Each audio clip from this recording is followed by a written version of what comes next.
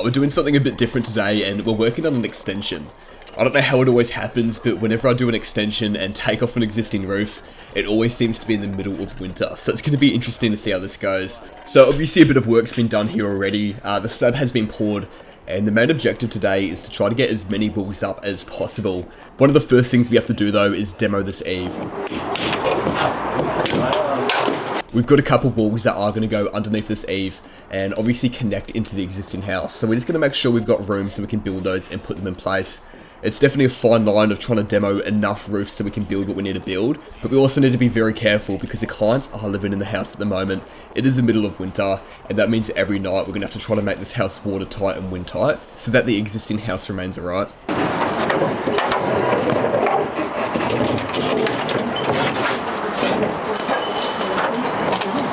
So that brick wall that you can see behind me is where the existing front door of the house is. The extension we're doing is at the front of the house, so that isn't going to be the front door anymore. But what we're going to be doing is framing up a hallway that's going to butt into where that front door is. So in order to get our walls in there and frame in there, we are getting rid of these eave sheets. I'm going to have to get rid of the gutter, the fascia, and all these battens that were also holding the eave sheet. That's all we need to get rid of today so that we can build our walls. I'm also going to go through and trim back the rafter tails. And typically when you do an extension like this, there's actually a lot of work in the roofs, especially trying to merge both roofs into one. So I've actually never seen an extension done like this before, but where the old and new roof meet each other, we're just going to do a box gutter in the middle, and it's going to save so much time and so much possible risk of opening up the existing house and getting water damage in the existing house. It's one of the biggest nightmares doing these extensions, taking the roofs off and trying to waterproof stuff with tarps in between the frame and roofing stage. So where I'm cutting these rafters off is going to be where that box gutter starts, so we don't need to take off too much more of this roof, and it's honestly going to make this job so much easier.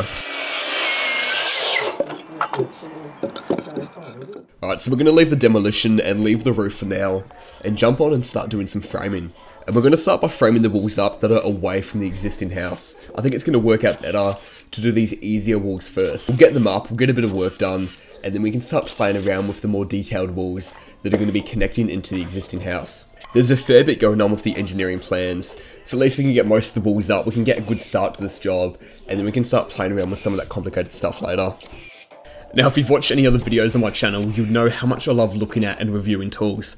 That's why I love days like today, where I'm working with a different company, with different guys, and we can see the tools they use and get their different opinions on different tool brands. I'm doing this job for Prominent Builders. They're an awesome company to work for. And a few tools that we can see them using on site is, firstly, they've got the Milwaukee Combo Kit out, and then also the Hikoki Framer.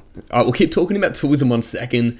I just got to point out a few things going on with this job first. First thing we're going to look at is the concrete slab. Now, you may have already noticed this, but at the bottom of the screen, we can see that square in the concrete where someone's gone through with the grinder and done heaps of cuts.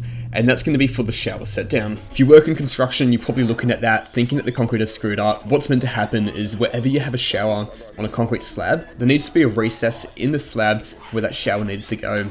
Obviously, that's not the case here. That's why someone's had to come through later with the grinder, go through and do all of these cuts. And we're going to go through with hammer drills later, and it's going to be a bit of a mess of a job, but we need to get rid of the rest of this concrete for that shower set down. And before anyone starts blaming the concreters for missing it, you can also notice, looking at the slab, that closer to the house, you can see that it's a fresher new slab closer to the house. Where we're standing at the moment is the old existing slab. There used to be a freestanding garage here.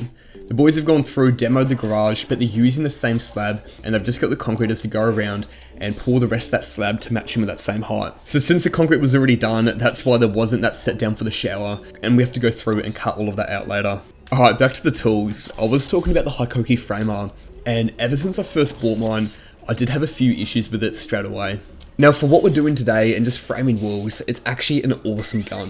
It shoots in really well when you're framing walls and you're not having to skew any nails. As soon as you start doing roof trusses or any other type of framing where you got to start skewing nails, I feel like the Hikoki Framer really starts to struggle there. And one issue I'm having with my Hikoki Framer, which they're not having yet, is how the magazine sometimes gets a bit stuck, and I've got to apply pressure on the magazine to push the nails up, otherwise it misfires a lot. That's something I can definitely fix if I just take the magazine apart, even maybe spray some WD-40 in there. That's definitely fixable.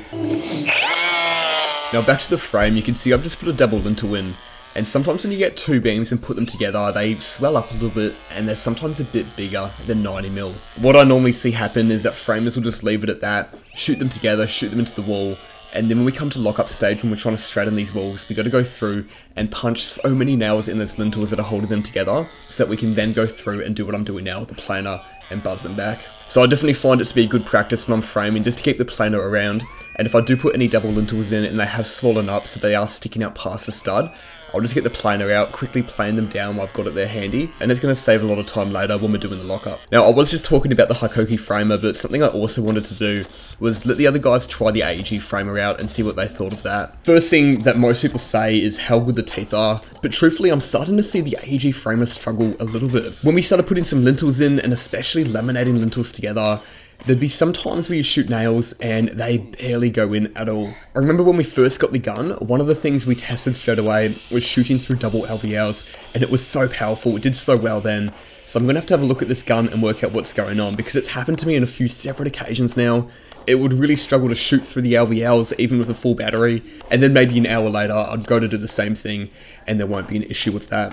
When I did some initial content on this AEG framer, I was blown away with it, but one thing I did say I want to do is just keep using it to see how it goes over time. Now, I've used a fair few different battery framers now, and more importantly, I've used other people's tools as well, because sometimes a brand could potentially just make one bad tool, or one thing could happen to a single tool. That's why I like working with other people too, to get their impressions on tools and to also see how their tools have managed over time for them. I'm going to keep using the AEG framer as well, and we'll see what keeps happening with that.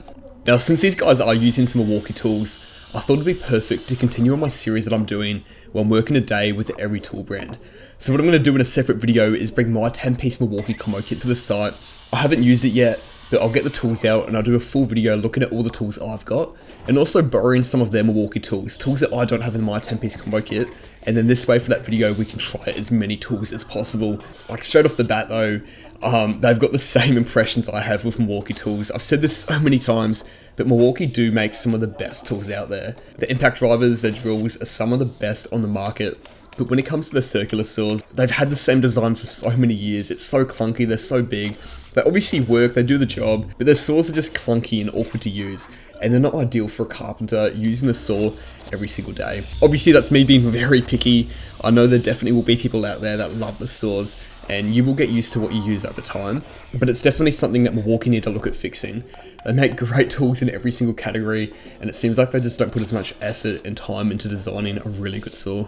Now, we're doing something with these balls that I probably only do around 25% of the time when I'm framing, and that's going through with the planer and planing back the stud in the top plate wherever a hoop-on strap is going to be on it. Now, the reason I don't do it all the time is very dependent on what the builder wants. Now, sometimes when I'm working for another company, I'll be working for a builder and they don't want this done, and it does end up taking a lot of time throughout a massive build, and there's just not enough money to slow down and do all these 1%ers. Now, I do love doing this. I've always said I love doing anything that makes the work that I'm doing even better, but a lot of people do argue if this is even worth it. The reason we're doing this is so that when we nail the hoop-on straps on, they're going to be flush with the timber. If we didn't plane back the timber, the hoop-on strap is about 1 mil, and it's essentially packing the wool out about 1 mil, and the argument is that it can influence plaster when the plasters come through to hang the plaster. Now, the reason a lot of builders and a lot of people don't worry about doing this is, firstly, you do have some low-end houses where the builders just don't really care if you do have a 1 mil bow in your plaster. It's not a big deal, it is within tolerance, but the other argument is if it really makes a difference at all. When your plasterers do come through to hang the plaster, they are going to do patches of glue on the stud, and the glue is going to be 1 mil or 2 thick, which essentially means if you put the glue where the hoop-on strap isn't, it's going to pack the plaster out past the hoop-on strap, and the hoop-on strap wouldn't be in the way anyway. I do know there's a few people that do watch my videos that don't work in construction, and you may be a bit confused on what I'm doing now. So essentially what these straps are going over and under the top plates are for, they're just to hold the frame together, so if there's any wind or any uplift, the frame can't really get blown apart. This big diagonal piece that I'm putting on now is to stop the wool moving sideways from side to side. So what I'm going to do now is nail off the bottom, but I'm just going to tack 1 nail on at the top. I'm going to make sure the cross brace is loose, and that means we'll be able to crank the wool and get it right once it's standing. In theory, what I could do is make this wool completely square on the ground, and if I do make it completely square, we can go through and tighten off and nail off these cross braces while they're on the ground. I haven't done it this way before, I don't know anyone that does do it this way, and I've always found it to be a lot easier and quicker just to tack on these cross braces, and once your walls are up, go through, plumb them there, and then you can run around afterwards and tighten everything off, and this cross brace will lock that wall in place. I'm kicking myself watching this back now. I have been using this obvious Toolco tool belt for most of this year, and I've been using it without the suspenders, but I have had the suspenders in my car. I finally chucked them on. My hips are starting to get a bit sore, but I'm watching this back now. You can see I haven't done them up properly. They're just hanging loose. They don't look too good. I'll make sure in future videos, if I'm wearing my suspenders, I'll properly take the time to actually set them up right, so they look a lot better as well. For this wall that I'm sliding in here, this is going to be an external wall, and we can start to get a bit of an outline of what this house is going to look like. So this is obviously where the old front door is, and we're just building a small hallway which is going to lead to the front of the house, the new extension that we're building. Now this wall that I am putting in definitely does require a 150 lintel. The reason I haven't put it in yet though is because the end stud that's butting in against the brickwork needs to be fixed into the brickwork, either by Dynabolts or Chemset. And our lintel is going to be running into a double stud that goes next to that end stud. And if I put that in first and frame them up on the ground, we'd have nowhere to properly go in and securely fix this frame to the wall. So that's why we left it out. And on top of that, there actually might be a small chance that we do cut the bricks back to where this wall's butting into the brickwork and have this wall continue through and butt into the existing frame wall anyway. So I'm going to leave this open for now so we can play around with it later. But we can see that existing beam in the roof, which is holding all the existing rafters.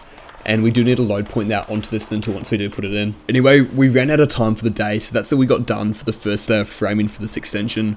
I will be back tomorrow, and I will be making a separate video with all my Milwaukee tools, doing a video dedicated on using Milwaukee tools on site.